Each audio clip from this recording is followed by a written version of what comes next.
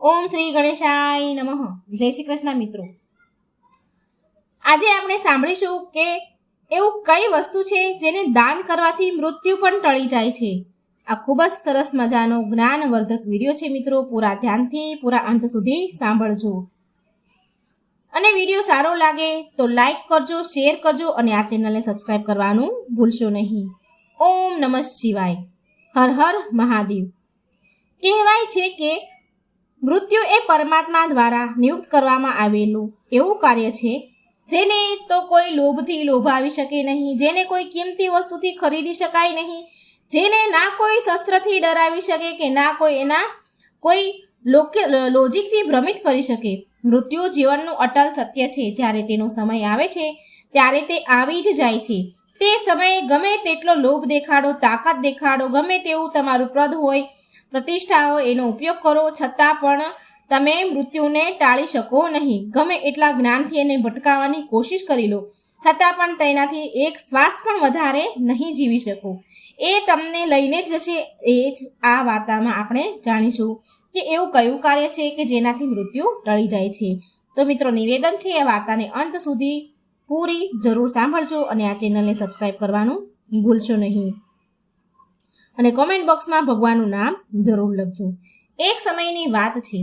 એક પર્વતના શિખર પર બહુ બધા પક્ષીઓની સભા ભરાણી. બધા જ પક્ષીઓ ટોળામાં બેઠા હતા. ટોળાને ટોળા બેઠા. બધા પક્ષીઓની વચ્ચે ધર્મ વિશે ચર્ચા ચાલતી હતી. તે ધર્મ ચર્ચામાં એક પ્રશ્ન ઊભો થયો. બધા પક્ષીઓ વચ્ચે હંસોના રાજા બેઠા હતા. વિશાળ પંખવાળા મોર પક્ષીઓ પણ બેઠા હતા. તે ધર્મ ચર્ચાની વચ્ચે એક પક્ષીએ એક પ્રશ્ન ઉઠાવ્યો. ધર્મ જ્ઞાનીઓ, મારા મનમાં એક અજીબ પ્રશ્ન ઉઠ્યો છે.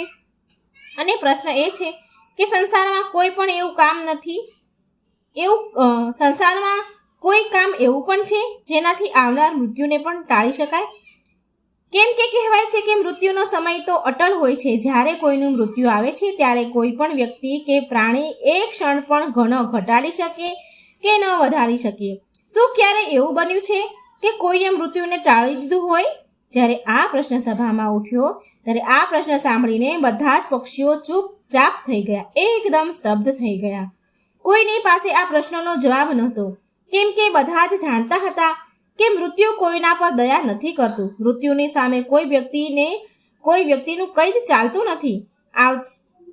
બધા પક્ષીઓ વિચાર કરવા લાગ્યા કે આ તો કેવો પ્રશ્ન, અજીબ પ્રશ્ન છે. આપણે આજ સુધી કોઈને પણ મૃત્યુને ટાળતા નથી જોયા. શું એવો કોઈ ઉપાય છે કે જેનાથી મોતને પણ પાછી ધકેલી શકાય? બધા જ પક્ષીઓ આ પ્રશ્નને લઈને પોતપોતાના વિચારો રજૂ કરી રહ્યા હતા. તો એ સમયે બાજુમાંથી એક સર્પ પસાર થયો. જ્યારે તેના કાનમાં પક્ષીઓની આ ચર્ચા સંભળાણી, જ્યારે આ બધું એણે સાંભળ્યું તો એ સાપ પક્ષીઓ પાસે ગયો.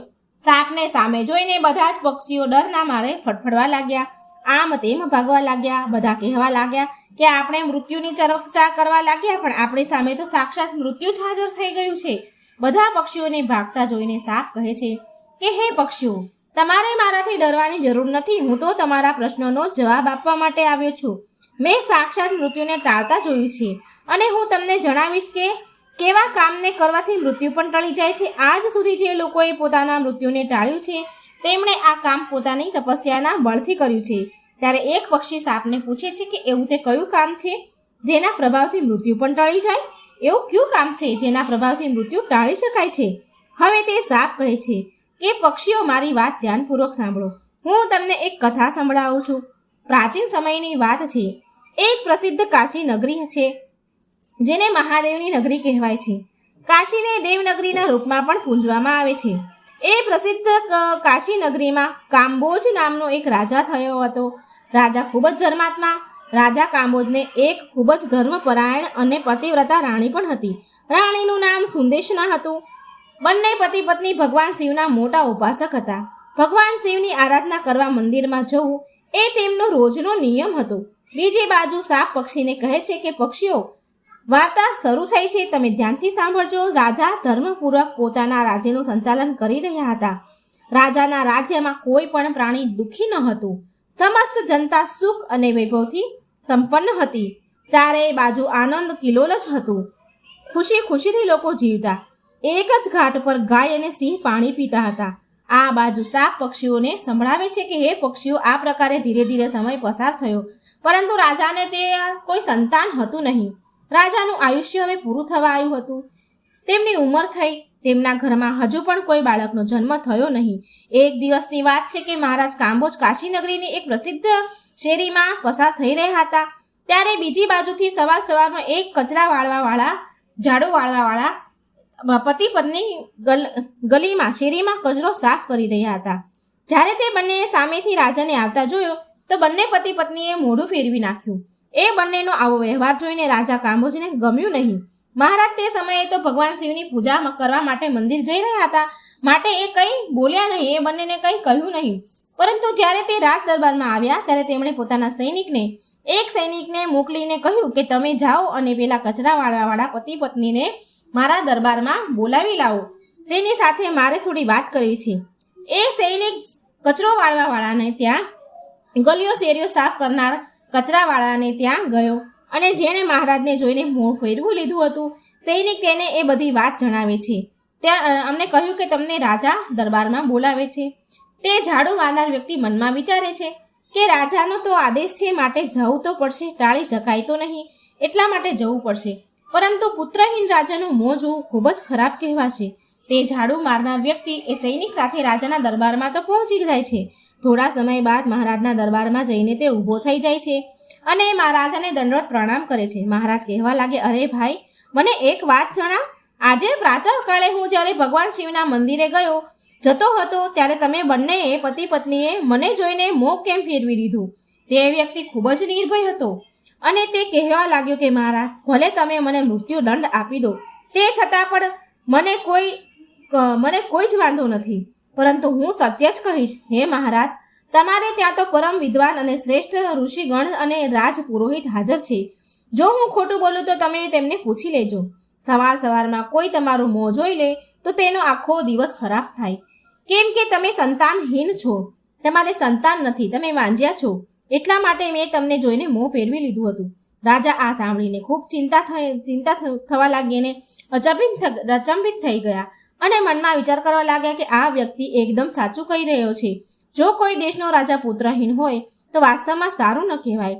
મિત્રો, તે રાજાએ ઝાડુ મારનારને તેના ઘરે મોકલી દીધો અને મનમાં વિચાર કરે છે કે મારે ભગવાન શિવના મંદિરે જઈને એક પુત્રેષ્ઠ યજ્ઞ કરાવવો જોઈએ. આવો વિચાર કરવા લાગ્યો અને મહેલમાં પોતાના કક્ષમાં જઈને પોતાની મહારાણીને કહેવા લાગ્યો કે હે રાણી, આપણા નગરના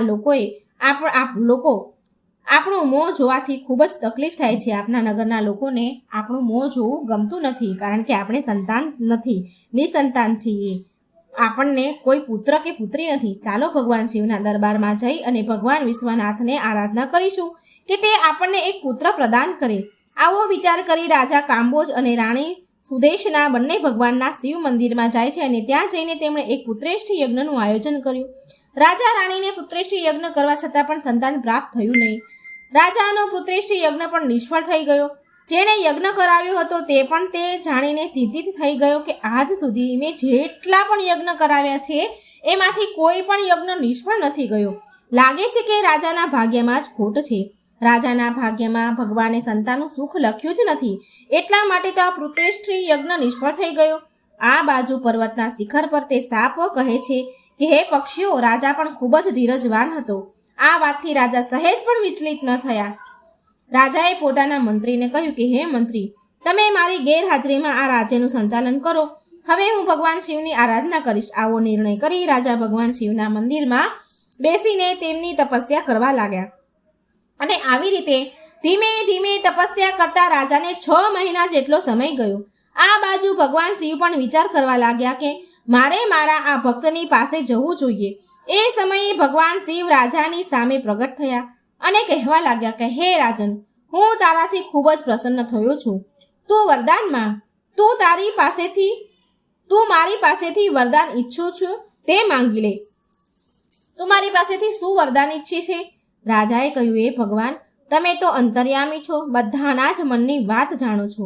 રાજાની વાત સાંભળીને ભગવાન શિવ કહે છે કે રાજન, અમે તો તારા ભાગ્યમાં 7 જન્મો સુધી કોઈ પણ સંતાન નથી આમ તો, પરંતુ તે મારી આરાધના કરી છે એટલા માટે હું તને એક પુત્ર આપું છું. પરંતુ ધ્યાન રાખજે, તે પુત્રનું આયુષ્ય ફક્ત 20 વર્ષનું હશે. 20 વર્ષ સુધી તે તને પુત્રનું સુખ આપીને પોતાના સ્થાને પાછો જતો રહેશે.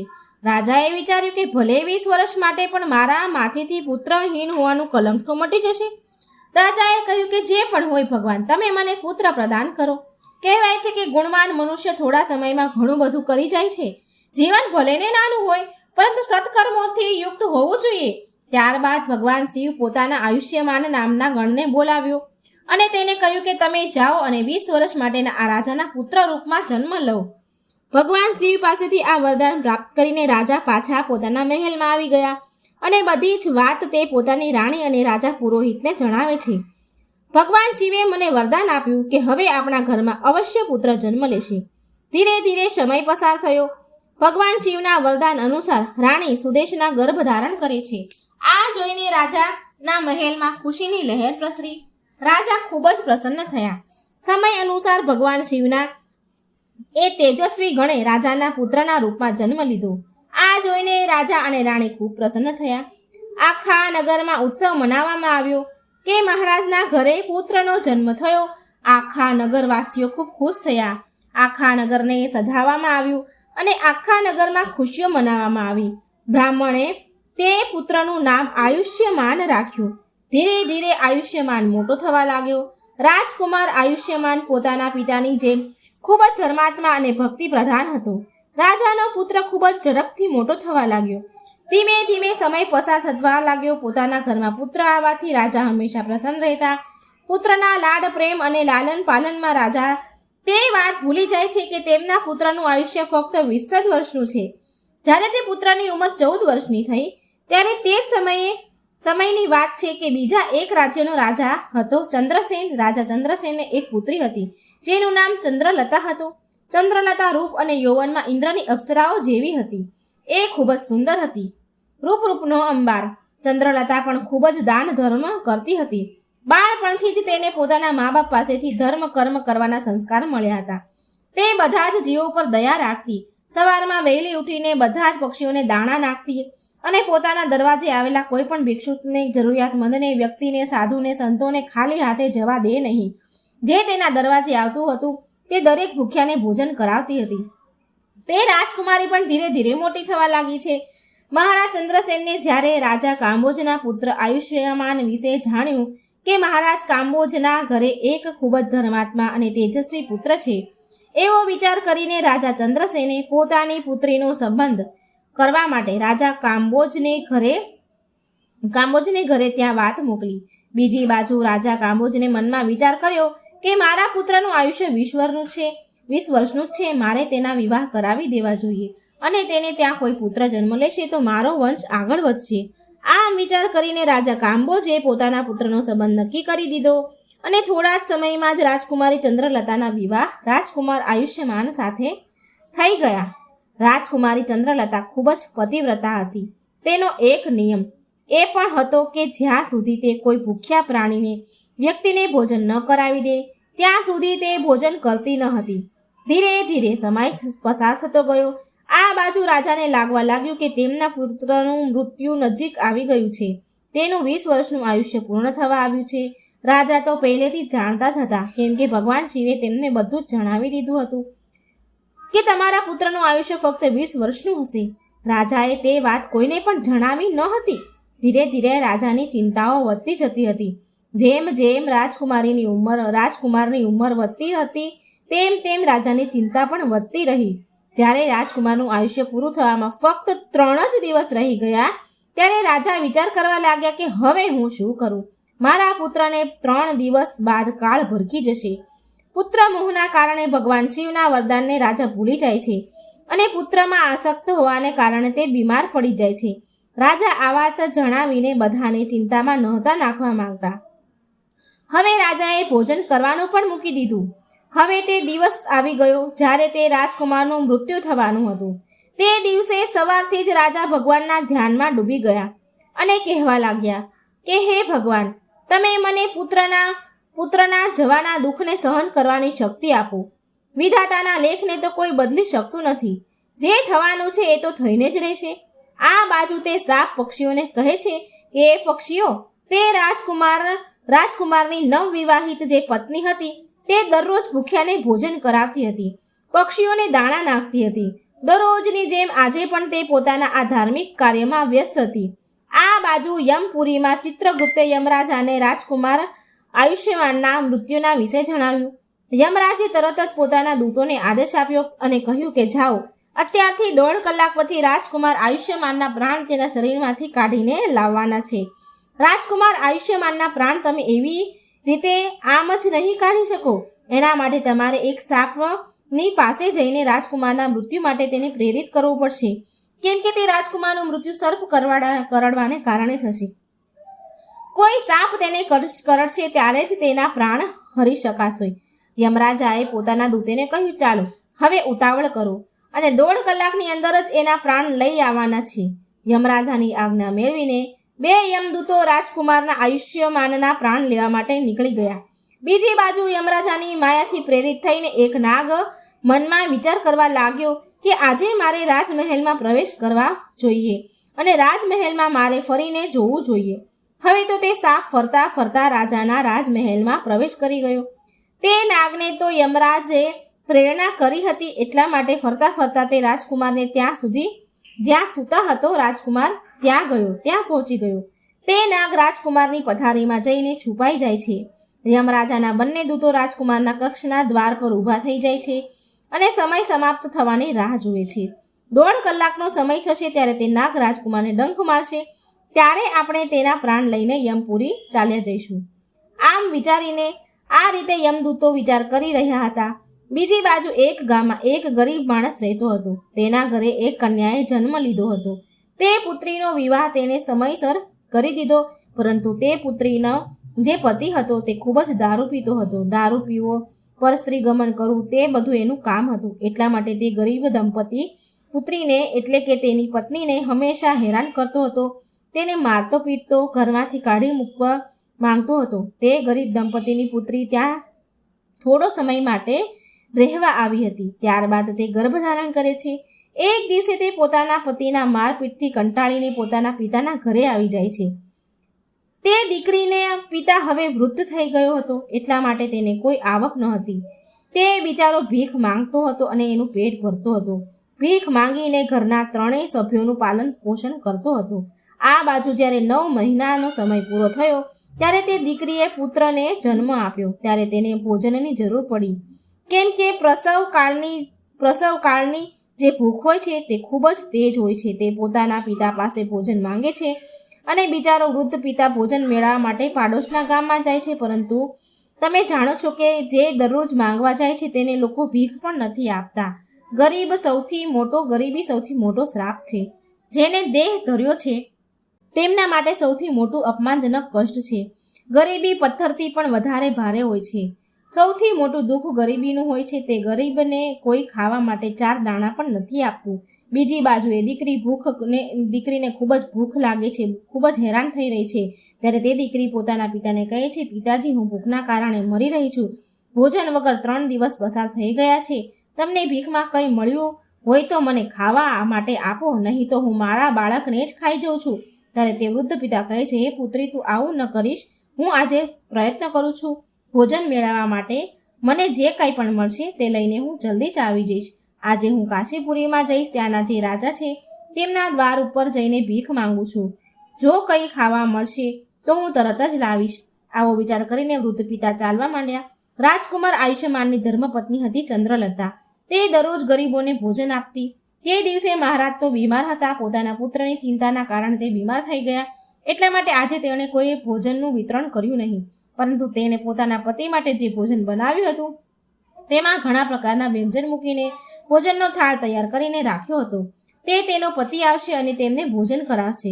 પરંતુ એટલામાં જ તે વૃદ્ધ પિતા મહેલના દરવાજે પહોંચી ગયા. ભીખ માંગવા આવ્યા હતા એ. આ બાજુ રાજકુમારી ચંદ્રલતા અને તે વૃદ્ધ ગરીબ માણસ દેખાય છે. એ ગરીબ વૃદ્ધને જોઈને તેમને દયા આવી ગઈ. તે વૃદ્ધ પિતાએ તેમની તરફ જોઈને કહ્યું કે બહેન, જો મને અત્યારે થોડું ભોજન મળી જાય તો તમારું ખૂબ જ અહેસાન છે, તમારો ખૂબ જ આભાર થશે. રાજકુમારે જોયું કે આ કોઈ ગરીબ માણસ છે અને મારી પાસે ભોજન માંગી રહ્યો છે. ભોજન તો મેં મારા પતિ માટે બનાવ્યું છે. જો હું આને ભોજન આપી દઈશ તો મારા પતિ શું જમશે? પછી તેને વિચાર્યું કે મારા પતિ તો હજુ આવ્યા પણ નથી. તે પોતાના બીમાર પિતા પાસે બેઠા છે, ત્યાં સુધી હું આ ભોજન આ ગરીબ વ્યક્તિને આપી દઉં. મારા પતિ આવી જશે ત્યારે હું તેમને બીજું ભોજન બનાવી આપીશ.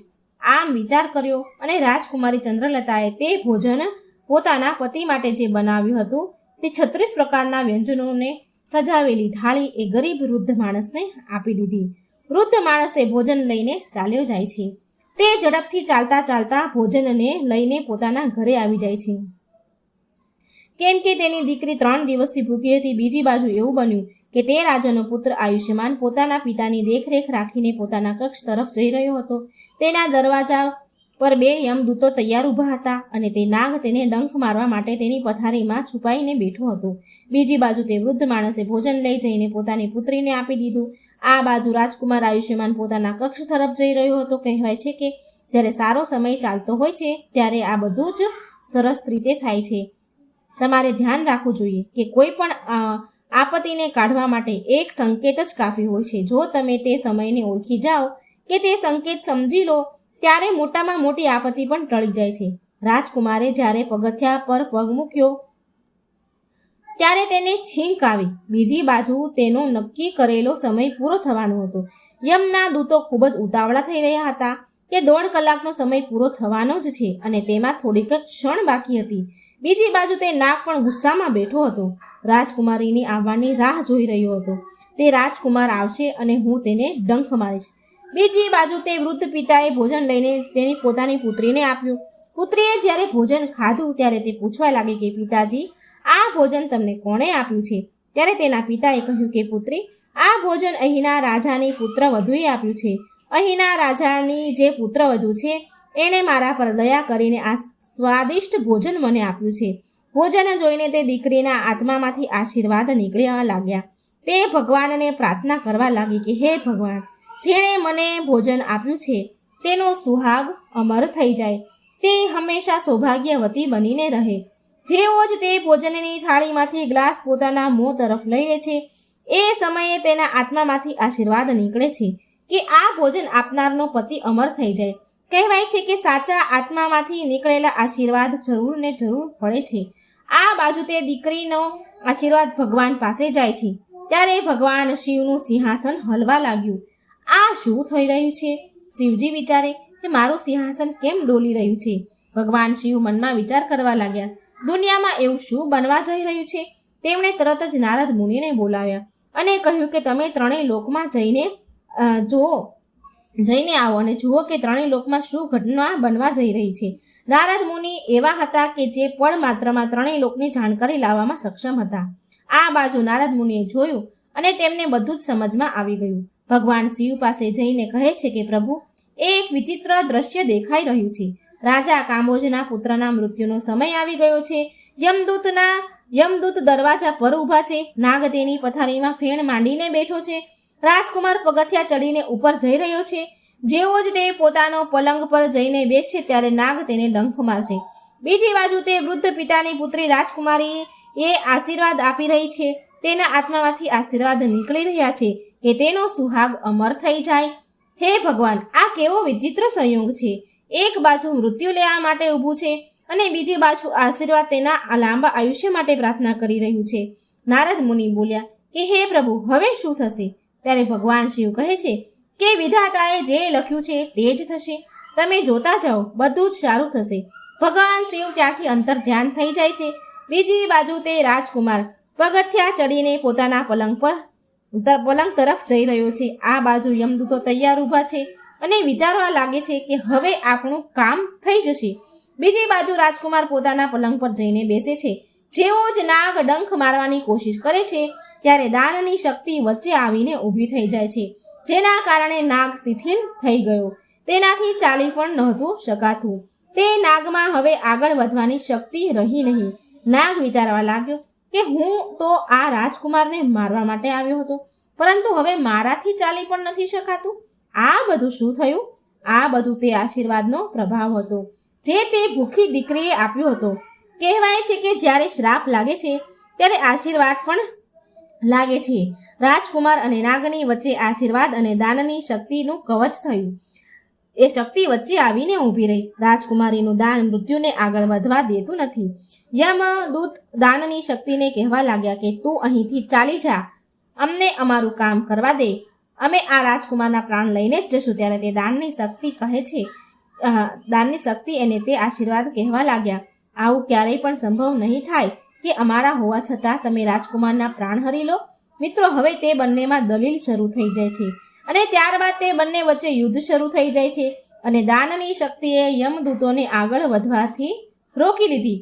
યમુના દૂતો આગળ ના વધી શક્યા અને હારીને તેઓ પાછા યમલોક ચાલ્યા ગયા. ત્યાં જઈને તેઓ યમરાજાને કહેવા લાગ્યા કે મહારાજ, આ કેવી વિડંબના છે. યમરાજાએ કહ્યું કે તમે લોકો ખાલી હાથે કેમ આવ્યા? તમારે તો રાજકુમાર આયુષ્યમાનના પ્રાણ લેવા માટે તમને મેં મોકલ્યા હતા.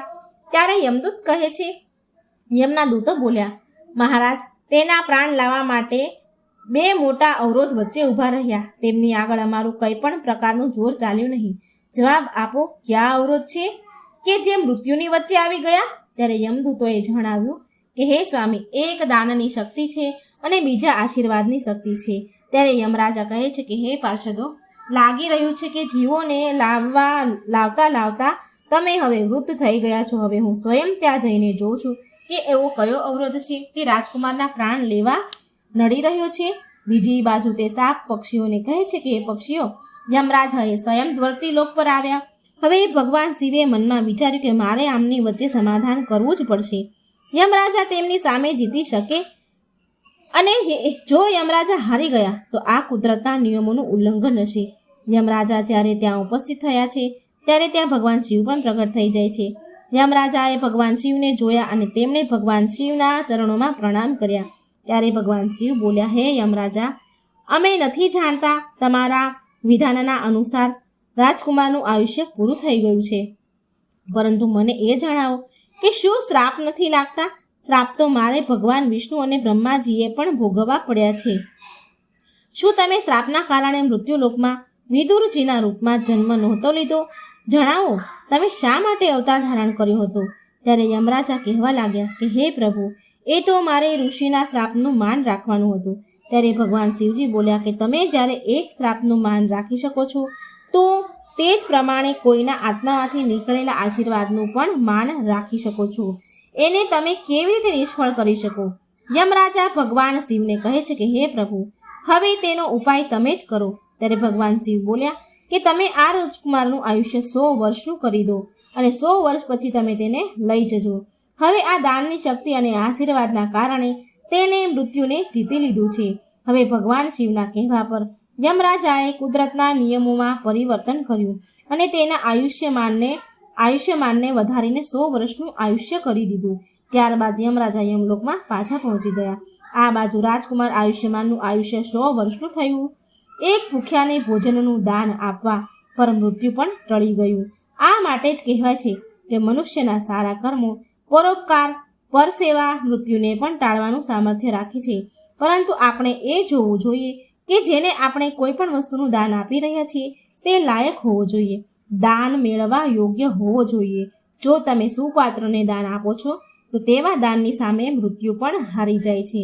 જો તમે કોઈને સેવા કરીને તેના મુશ્કેલ સમયમાં કામ આવીને તેને મદદ કરો છો અને જો તમે કોઈના આશીર્વાદ મેળવો છો તો તે આશીર્વાદ મૃત્યુને પણ ટાળી શકે છે. દાન અને આશીર્વાદની શક્તિ ખૂબ જ પ્રબળ હોય છે. તે શક્તિથી મોટામાં મોટું સંકટ ટળી જાય છે. બીજી બાજુ શિખર પર બેઠેલા એ સાપ પક્ષીને કહે છે કે પક્ષીઓ, હું તે જ સાપ છું જે યમરાજાની પ્રેરણાથી એ રાજકુમારને ડંખ મારવા માટે ગયો હતો. હું તે દિવસે દાનની અને આશીર્વાદની શક્તિને સમજી ગયો હતો. તે દિવસથી આવીને હું આ પર્વત પર ભગવાનનું ધ્યાન કરી રહ્યો છું. આવા ઘણા બધા ઉદાહરણ આ સૃષ્ટિમાં જોવા મળે છે જેમણે યમરાજાને પણ હરાવી દીધા છે.